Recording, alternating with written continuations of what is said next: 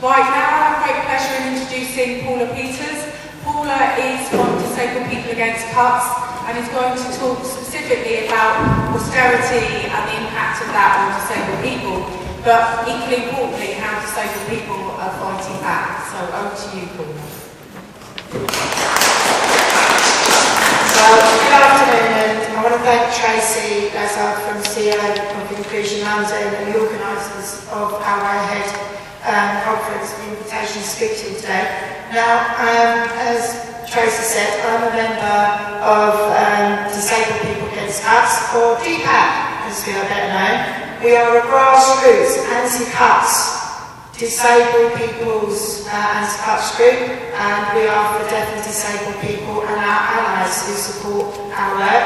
We use the social model of disability.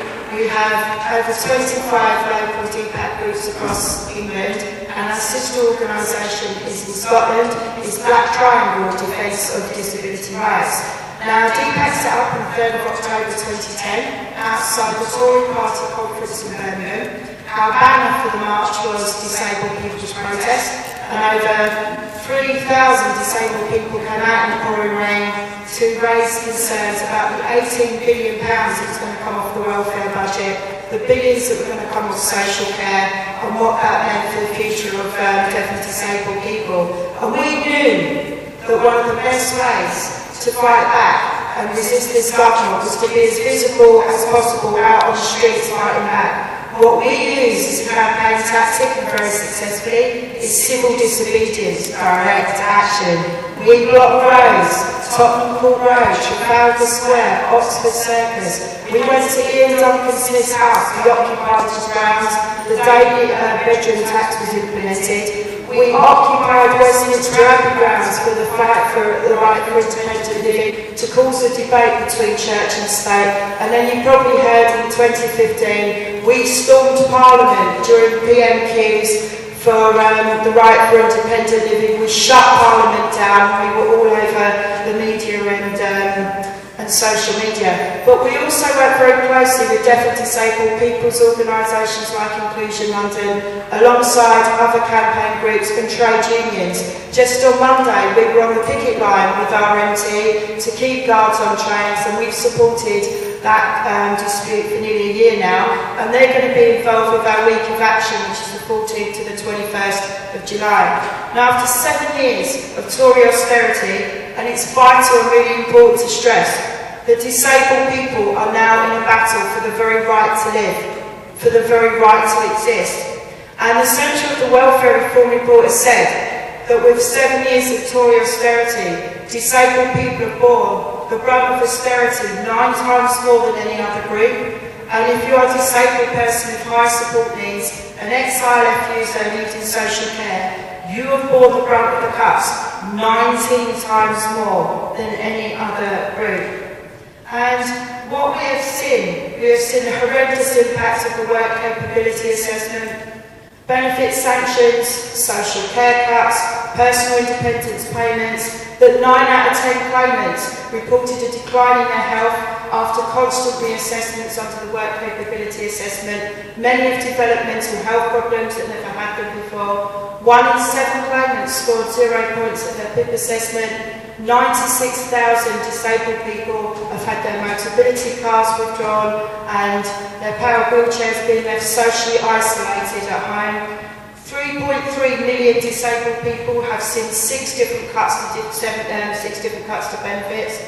And disabled people, what we're seeing now, and I'm going to be blunt, disabled people are paying for austerity with their lives. Thousands of disabled people are dead under this government. They are victims of the state. Many have taken their own lives in tragic circumstances, and that is really important to stress.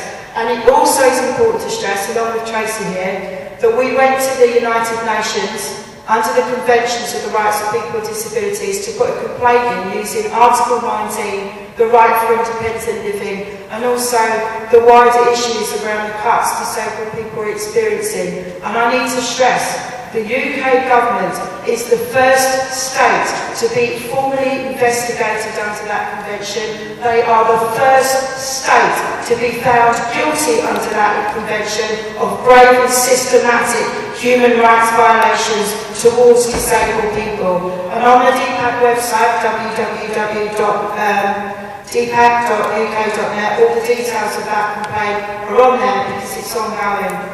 And what we're seeing coming next is a train wreck.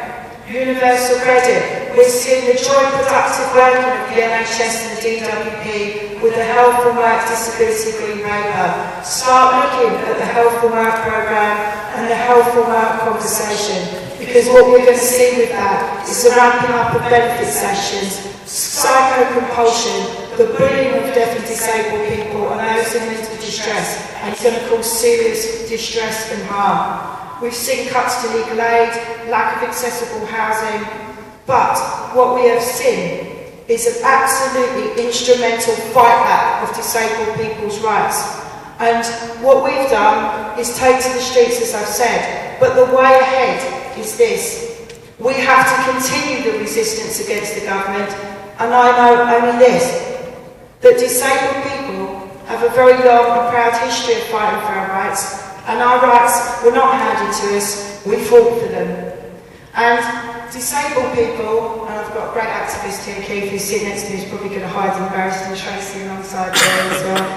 We are warriors, and we have fire in our bellies and determination in our hearts, and we never run from a fight. And what we need from all of you is we need to find common ground and ways to work together, share information and support one another's campaigns. And to that end, I invite you to the DPAC Week of Action, which starts on Friday. We're going to be at the Olympic Park in Stratford because Atos is sponsoring the Para-Athletic World Championships. We are going to pay Atos another visit during our Week of Action. All the details about the Week of Action are on the DPAC website. But never forget, and I want you to take this away, never forget, it's a committed group of individuals who can change the world. Indeed, it is the only thing that ever has. And I want to end with this. I now call all of you here to action. I want you to raise your voices in anger. I want you to say to this Tory government, enough is enough is enough. Come and join us on the streets on Friday, the 18th of July, the 20th, the 21st, and let's show this government we mean business, we're going to kick ass and we're going to get them out. Solidarity.